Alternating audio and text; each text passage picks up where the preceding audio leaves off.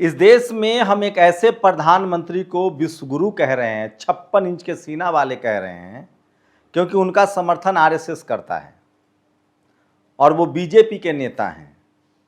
और हमें रूस हमारे नाविक को गिरफ्तार कर लेता है, जिसको 10 साल की सजा हो सकती है। सुनिए, एनबीटी की खबर है, उसके बाद बताऊंगा आगे।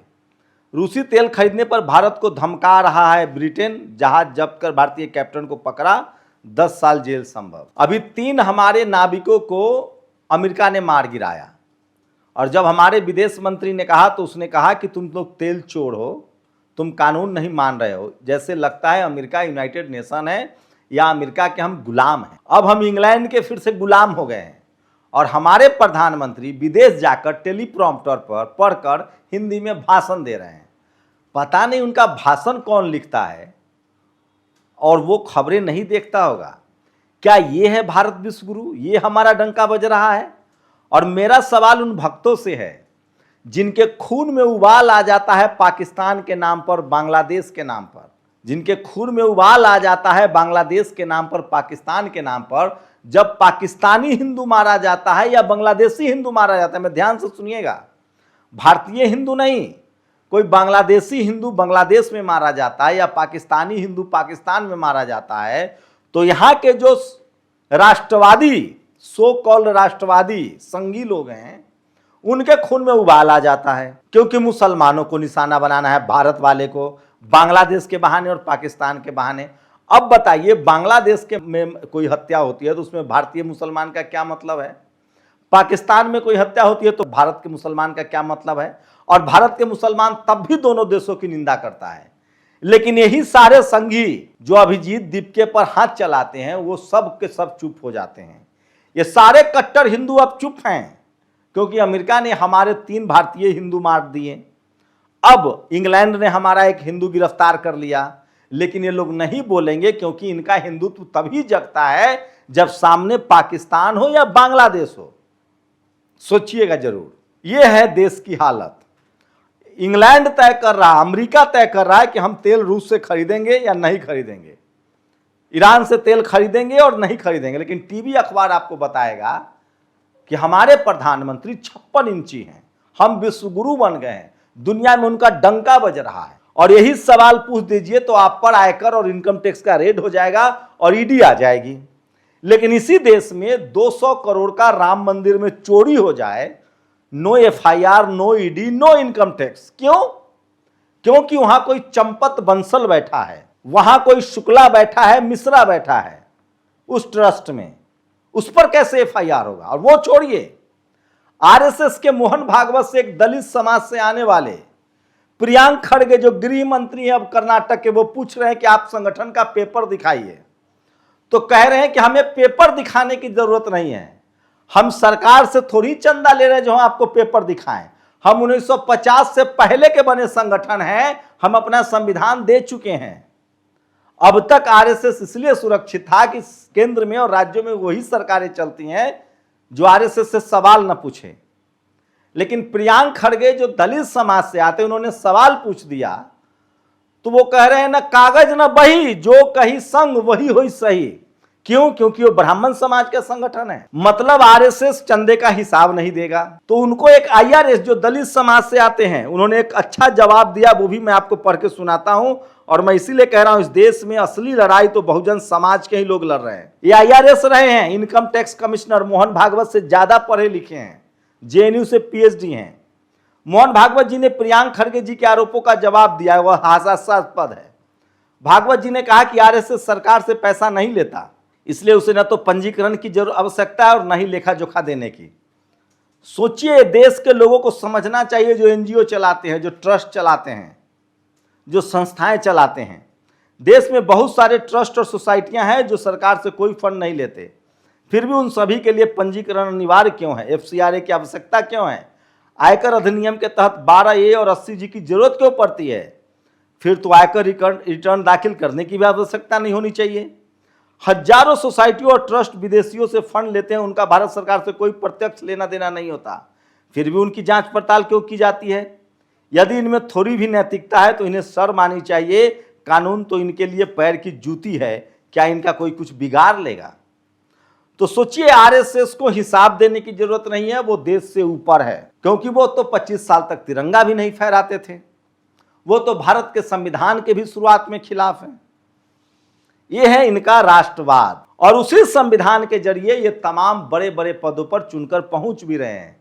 लेकिन ये दुर्भाग्य इस देश के बहुसंख्यक आबादी का, जो इसको समझ नहीं रहा है।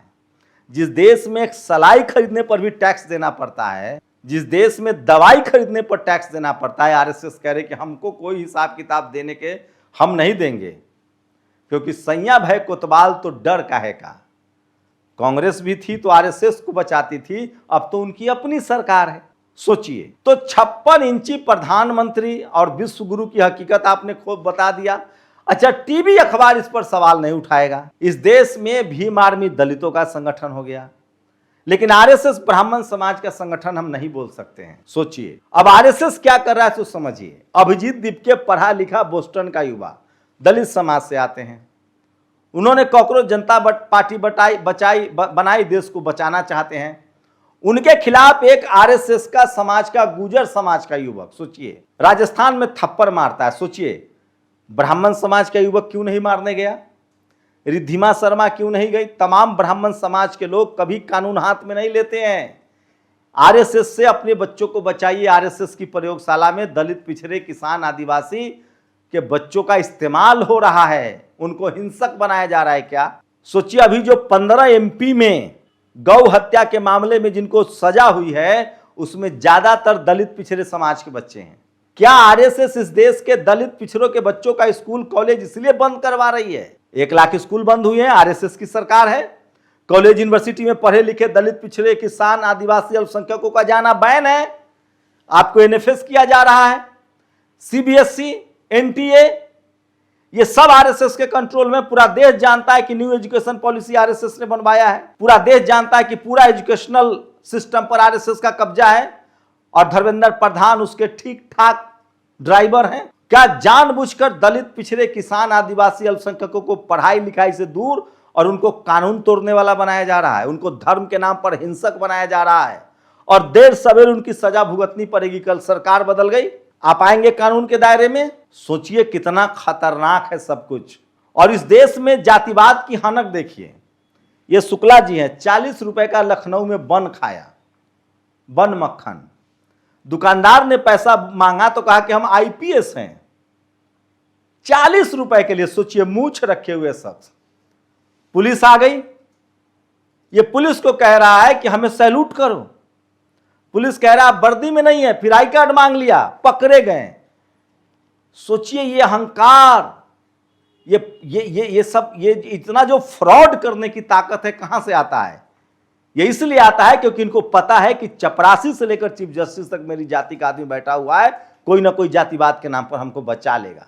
और सावरकर के पोते ने कहा है कि हमारे दादा ने 10 बार माफी मांगी थी। ठीक किया राहुल गांधी ने। राहुल गांधी ने कहा कि सावरकर के माफी वीर कहने पर हम वापस नहीं आएंगे, केस चलना चाहिए कोर्ट में। अब कोर्ट में केस चल रहा है। सावरकर के परपौत्र ने कहा है कि मेरे दादा ने 10 बार माफी के लिए चिट्ठी लिखी है कोर्ट में, और ये भारत सरकार के पास है। और भगत सिंह और चंद्रशेखर आजाद जैसे लोगों ने ऐसी कभी कोई चिट्ठी नहीं लिखी। मैं तो अब भी उनको अच्छा मानता हूं। तो सोचिए, तमाम खबरें हैं जिस पर कोई बात नहीं करेगा। और सोचिए, 200 करोड़ की चोरी मंदिर में, राम मंदिर में। अब तो कहा जा रहा है कि सोने के प्लेट और गदा भी गायब हैं, 200 के करीब, हजार के करीब। लेकिन नो एफआईआर, नो जांच, नो। सोचिए, किसी मस्जिद में मामला हो जाता, आज पूरा मुस्लिम समाज कटघरे में खड़ा होता है। कहा जाता कि मस्जिदों तो चोरी का अड्डा है। एक भी इस देश में मंदिर नहीं है जिसके ट्रस्टी दलित और पिछड़े हों। कहीं कोई होगा, एक अयोध्या में थे, अब वो नहीं रहे। कोई एफआईआर नहीं, इनके लिए कोई कानून ही नहीं है भाई। कह रहे हैं, ये क्या कह रहे हैं, ईश्वर उनको सजा देगा, 60 साल तक उनको कीड़े पड़ेंगे। पढ़े लिखे लोग कह रहे हैं कीड़ा लग के मरेंगे। अरे तो कानून हटा दो, सबको कीड़ा लग के मरेगा, सब भगवान सबका फैसला करेंगे। जब भगवान के घर में चोरी हो जाए तो उसका फैसला भगवान करेंगे, तो क्या जरूरत है? ये होता था इस देश में। जब तक मैकाले ने इस देश में कानून नहीं बनाया, और उसके बाद जब संविधान लागू नहीं हुआ, देश में जब संविधान नहीं लागू हुआ, तब तक होता था। जाति देखकर फैसले आज भी हो रहे हैं इस देश में। इस देश को जातिवाद बर्बाद कर रहा है। और इसीलिए मैं कह रहा हूं कि यह देश तभी मजबूत मुल्क बनेगा जब यहां से जातिवाद खत्म होगा। एक एक खबर सुनिए तब आपकी आंखों के पर्दे हट जाएंगे। सोचिए, हरियाणा में एक दलित समाज के युवक की जघन्य हत्या कर दी गई है। ये कितना खतरनाक है। और ये है उत्तर प्रदेश के राजधानी लखनऊ में 40 रुपए के चक्कर में फर्जी मिथिलेश शुक्ला आईपीएस कहते थे कि मैं आईपीएस हूं। कहां है आरएसएस, कहां है बजरंग दल, कहां है विश्व हिंदू परिषद? सावरकर के प्रपौत्र सत्यकी सावरकर ने पुणे के कोर्ट में कहा है, सावरकर ने अंग्रेजों के सामने 10 बार दया याचिकाएं दायर की थी, जबकि भगत सिंह जैसे क्रांतिकारियों ने समझौता करने से इनकार कर दिया था। यह है इनका रोल मॉडल। कांग्रेस के लोगों ने जब अभिजीत दीपके के प्रोटेस्ट पर सवाल उठाया तो कई लोगों ने कहा कांग्रेस को यह नहीं करना चाहिए। आम आदमी पार्टी ने तो कह दिया कांग्रेस स्टूडेंट के खिलाफ है। सोचिए, एक गुर्जर समाज के युवक को आगे करके, वो आरएसएस का आदमी है, उसको आगे करके द जयपुर डायलॉग, सोचिए किस तरह से क्या दलित पिछड़े बच्चों को अभी मध्य प्रदेश में 15 लोगों को सजाए हुए हैं। क्या दलित पिछड़े बच्चों को जानबूझकर हिंसक बनाया जा रहा है? ये सबसे भयानक खबर है, सबसे बड़ी खबर है। और तमाम हिंदू संगठन कहां है, इनसे पता कीजिए। ये लोग नहीं बोलेंगे। और आरएसएस का रजिस्ट्रेशन नहीं है, 1950 के पहले के कानून से चल रहा है वो। आप सोचिए इस देश में क्या चल रहा है और इस देश में क्या बाले। सरकारी कंपनी से 40 लाख टन कोयला चोरी हो गया है। ये रामराज में मंदिर के चढ़ावे पर न कोई एफआईआर न कोई जांच। राकेश गुर्जर हैं ये, जिनको आरएसएस ने खतरनाक आदमी बना दिया, हमलावर। जानबूझकर दलित पिछड़े के बच्चों को हिंसक बनाया जा रहा है। और भारतमाला प्रोजेक्ट के ठेकेदार ने 10 mm के सरिये और 4 इंच कंक्रीट से बना दी स्लैब। 3900 करोड़ के हाईवे ब्रिज का बीच वाला हिस्सा धंसा 2 महीने पहले बनकर तैयार हुआ था। देश को लूटा जा रहा है और जितने आरोपी हैं वो सब संघ के चक्कर काट रहे हैं। उसमें शिल्पा शेट्टी के पति, आपको पता है ना किस किस आरोप में जेल में गए थे। अब शिल्पा शेट्टी कह रहे हैं कि हम तो आरएसएस के परम भक्त हैं। मतलब पति जब फंस जाए तो पत्नी आरएसएस के भक्त बन जाए तो पति को मिल जाता है। शाहरुख खान के बेटे को फंसाने वाला शख्स विवाद में जाके मत्था टेका था। बहुत सारे पत्रकार भी आरएसएस दफ्तर में जाके मत्था टेकते हैं। परीक्षा देने जा रहे छात्रों के हिस्से में आती है भीड़, घुटन और बेबसी। राहुल गांधी कल कोटा में बड़ा प्रदर्शन करने वाले हैं। और आज तक वाले, सोचिए आज तक वाले कैमरामैन की हरकत देखिए। ये लोग पत्रकार कम और गुंडे ज्यादा हैं। जयपुर में एक आज तक का कैमरामैन जानबूझकर एक मोबाइल वाले बच्चे का मोबाइल छीन रहा था। सिर्फ उसने इतना कहा था कि आप लोग अंदर आके क्यों नहीं वीडियो बना रहे हैं, क्योंकि वहां भी मीडिया का बायकॉट हो चुका था। और सोचिए एक शख्स ने गडकरी को क्या जवाब दिया है। गडकरी ने अब इथेनॉल के नाम पर गन्ने का रस पेट्रोल में मिला दिया। अब एक युवक कह रहा है कि हम अब E10, E20, E80 और E100 दूध बेचेंगे। मतलब 1 लीटर दूध में, आप अगर 1 लीटर दूध खरीदेंगे हमसे तो पहले उसमें हम 200 ग्राम पानी डालेंगे बिस्लेरी, फिर 400 ग्राम, फिर 600 ग्राम, रेट थोड़ा कम कर देंगे। तो ये चल रहा है देश में। ये तमाम बड़ी खबरें हैं जो सोशल मीडिया पर वायरल है।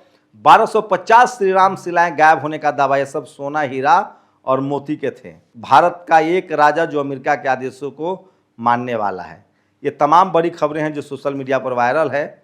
और E20 पेट्रोल गाड़ी में डाला तो इंश्योरेंस रिजेक्ट कर दिया गया। ये तमाम खबरें अब आप लोग बताइए। और बिहार में एक मंत्री हैं, बिहार के उप मुख्यमंत्री विजय चौधरी, जनरल कैटेगरी से आते हैं। इन्होंने अपने रिश्तेदार को जमीन बचाने के लिए पटना पूर्णिया हाईवे का रूट चेंज करवा दिया। इस तरह की बड़ी खबरें हैं, आरोप लग रहा है। सोचिएगा जरूर देश में क्या चल रहा है। शुक्रिया। नेशनल दस्तक की आपसे गुजारिश है कि अगर इसको बचाना चाहते हैं तो नेशनल दस्तक को सब्सक्राइब करने के लिए रेड कलर के सब्सक्राइब बटन को दबाएं, फिर बेल आइकन की घंटी दबाएं। नेशनल दस्तक को बचाने के लिए बहुत जरूरी है कि हर खबर को शेयर करें, लाइक करें, कमेंट जरूर करें।